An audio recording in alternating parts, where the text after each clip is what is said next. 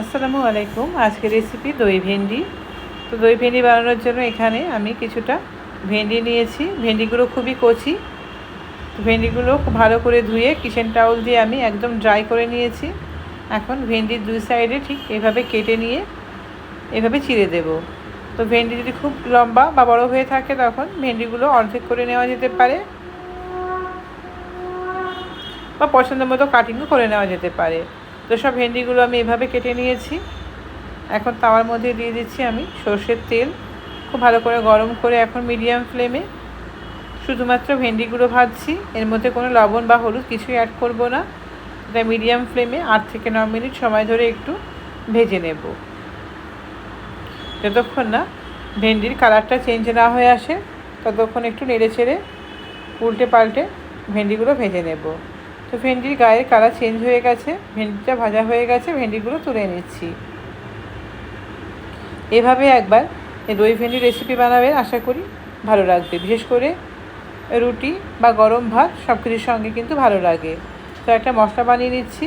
তো তার জন্য এখানে 2 টেবিল চামচের মতো টক দই নিয়েছি। আর দইয়ের মধ্যে দিয়ে নিচ্ছি ধনের গুঁড়ো, কাশ্মীরি লাল লঙ্কার গুঁড়ো এবং জিরের গুঁড়ো। এখন দইটা খুব ভালো করে ফেটিয়ে নেব এই মশলার সঙ্গে। তো খুব ভালো করে দইটা ফেটিয়ে নিয়েছি। যে প্যানে ভেন্ডিটা ভেজেছিলাম সেই প্যানের মধ্যে আবারও সামান্য একটু সর্ষের তেলটা দিয়ে গরম করে নিয়েছি। তেলের মধ্যে দিয়ে দিচ্ছি গোটা জিরে এবং 2টো চেরা কাঁচা লঙ্কা। হালকা একটু ভেজে নিচ্ছি। এখন দিয়ে দেবো এর মধ্যে 2টো মিডিয়াম সাইজের কুচনো পেঁয়াজ। এই রেসিপিতে পেঁয়াজের পরিমাণটা একটু বেশি দিলে টেস্টটা ভালো আসে। এখন পেঁয়াজটা একটু হালকা ভেজে নেব, খুব লাল করে বা বেরেস্তা করে ভাজবো না, জাস্ট একটু নরম করে ভেজে নেব। তো এখন পেঁয়াজটা হালকা নরম করে ভেজে নিয়েছি। এর মধ্যে দিয়ে দিচ্ছি 1 টেবিল চামচ আদা এবং রসুন বাটা।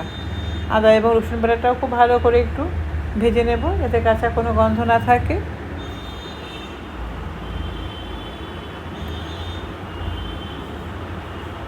তো আদা রসুনটা দিয়ে ভালো করে কষানোর পর এখন এর মধ্যে দিয়ে দিচ্ছি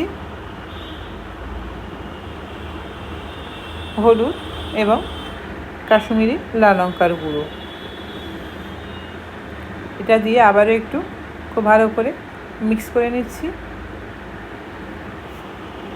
ঠিক পেঁয়াজের ওপরে বা তেলের ওপরে এরকম হলুদ এবং কাশ্মীরি রেড চিলিটা দিলে টেস্টটা বা কালারটা ভালো আসে। এখন যে টক দইটা আমি ফেটিয়ে রেখেছিলাম মশলা শুদ্ধ, সেটা দিয়ে দিলাম। আর টক দইটা দেওয়ার সময় গ্যাসের ফ্লেমটা আমি অফ করে দিয়েছিলাম, বা চাইলে একদম লোতে করে তবে টক দইটা অ্যাড করতে হবে, নইলে টক দইটা ফেটে যায়। তো আবার গ্যাসের ফ্লেমটা আমি অন করলাম, করে খুব ভালো করে এখন মশলাটা টক দইয়ের সঙ্গে মিক্স করে নিলাম। এখন ঢাকনা দিয়ে কিছুক্ষণ কষিয়ে নেব। তো ঢাকনাটা হালকা করে নিলাম, আবার একটু খুব ভালো করে নেড়ে চেড়ে নিলাম। তো মশলা কষানো হয়ে গেছে। যেহেতু আমি এটা একটু গায়ে মাখা গ্রেভি রাখবো, তো সেই জন্য সামান্য একটু পানি অ্যাড করলাম। আর যদি গ্রেভি না রাখি তখন এখানে পানি দেওয়ার প্রয়োজন হবে না, শুকনো শুকনোই মশলার সঙ্গে মিক্স করলেই হয়ে যাবে। তো দিয়ে দিলাম আমি এখানে স্বাদ মতো লবণও দিয়ে নিলাম, সামান্য একটু গরম মশলার গুঁড়ো দিয়ে নিলাম।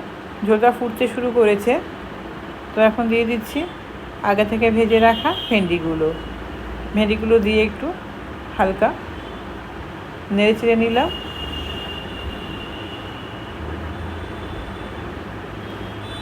এখন ঢাকনা দিয়ে কিছুক্ষণ রান্না করব।